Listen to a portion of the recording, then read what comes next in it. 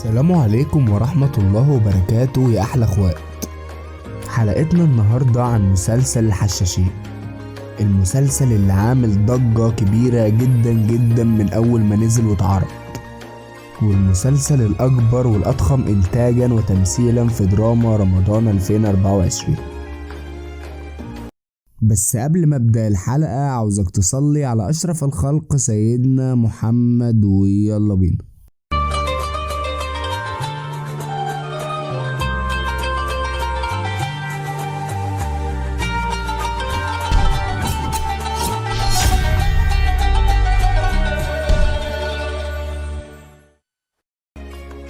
في الأول قبل ما أعرض لك الأخطاء هبسط لك المسلسل بطريقة كويسة ومختصرة وسرد للأحداث. في الأول، هو مين حسن الصباح؟ هو شيعي باطني. يعني ايه؟ يعني تقريبا زي أهل دولة إيران كده. أصحابه اللي اتعاهدوا مع بعض هم عمر الخيام، وهو شاعر وعالم وفيلسوف. أما التاني هو نظام الملك، وهو اللي اتسمت باسم المدارس النظامية في مصر والوطن العربي، وهو من أشهر وزراء الدولة السلجوقية وعناصر عهد السلطان ملك شاه. الدولة السلجوقية بقى كانت بتحمل خلافة العباسية في العراق لأنها كانت ضعيفة جدا. أما في مصر فكانت في وقت حلقة اليوم مجاعة، واللي اتسمت بالشدة المستنصرية، واللي أنقذ مصر منها بدر الدين الجمالي، واللي اتسمت باسمه منطقة الجمالية في القاهرة. المهم، مصر في الوقت ده كانت فاطمية، يعني برضو شيعية. نيجي بقى لشوية أخطاء كبيرة حصلت في المسلسل. في مشهد في التتر كارثة بكل المقاييس. ده مسلسل تاريخي ومن القرن ال11.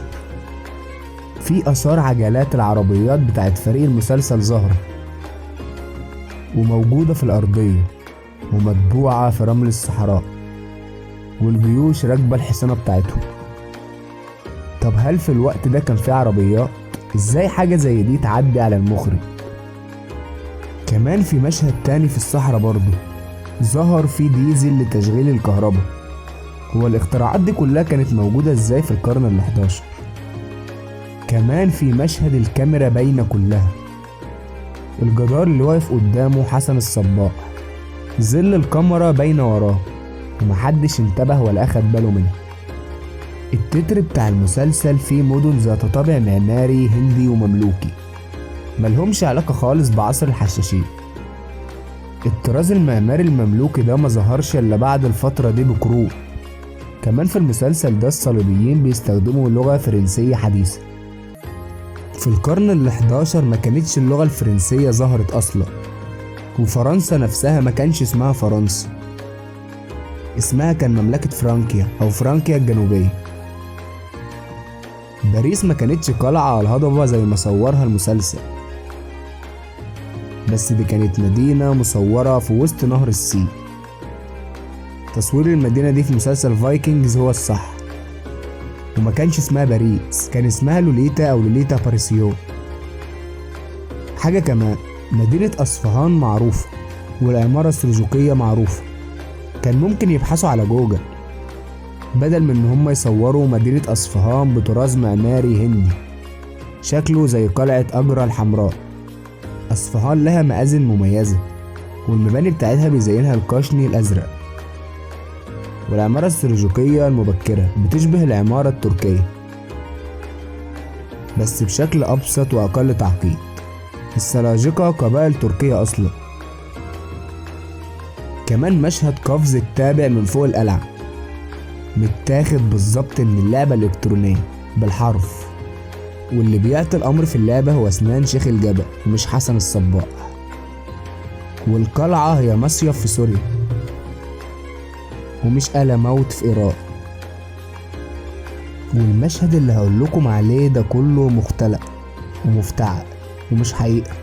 قصة الصداقة بين الصباح والخيام ونظام الملك اتثبت بالبحث التاريخي انها قصة متلفقة،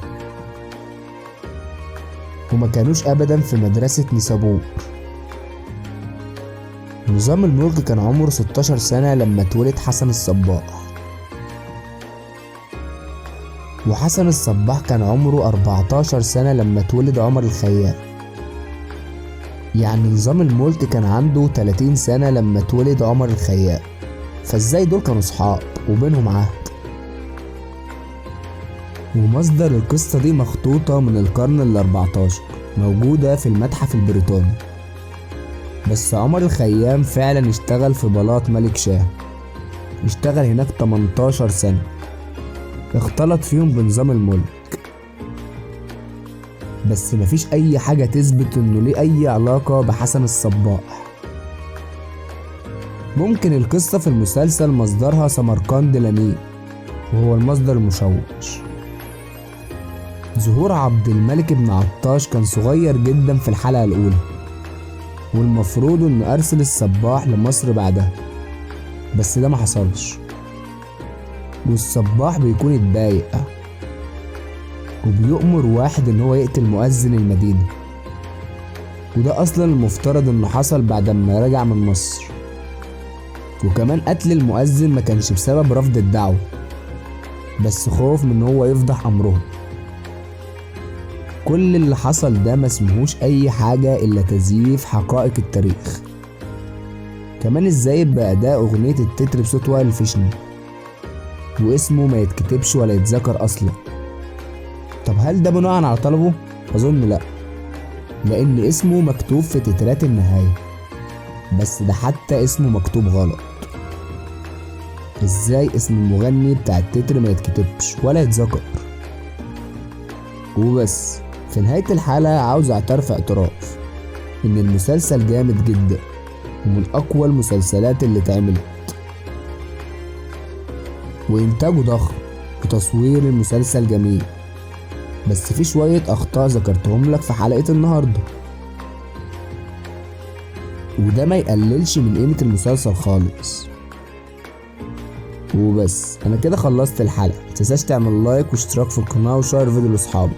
وبس، سلام.